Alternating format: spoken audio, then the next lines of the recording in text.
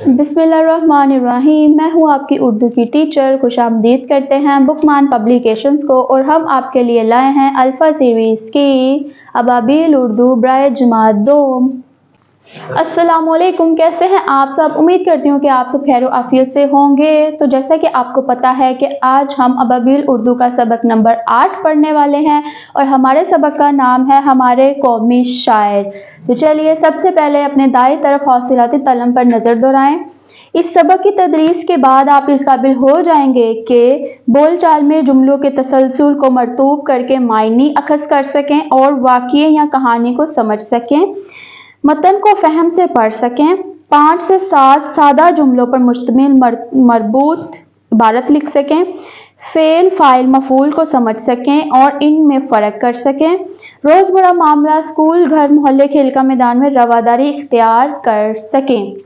क्या आप जानते हैं अल्लामा मोहम्मद इकबाल ने नज़म बच्चे की दुआ लब पे आती है दुआ बनकर तमन्ना मेरी लिखी है।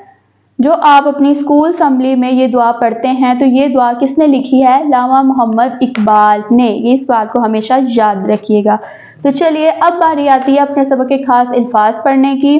कानून, मुत्तकी, गुलामी, ख्वाब, ताबीर, फरामोश।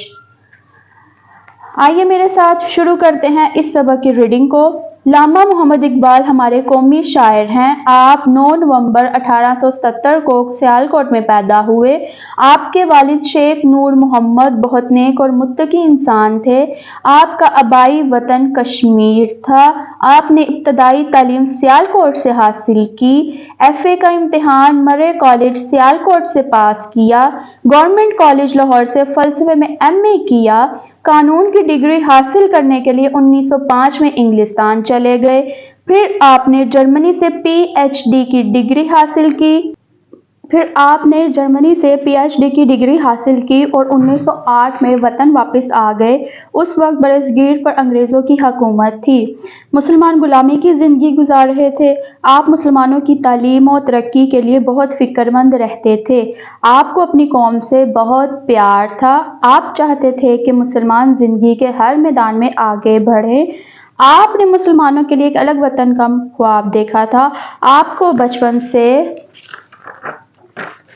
शेर व शायरी से लगाव था, चुनांचे आपने अपनी शायरी को कौम की इस्लाह का जरिया बनाया और मुसलमानों में आज़ादी का जज्बा पैदा किया। आपने कायद-ए-आज़म के साथ मिलकर आज़ादी और मुस्लिम रियासत के क़याम के लिए जद्दोजहद की।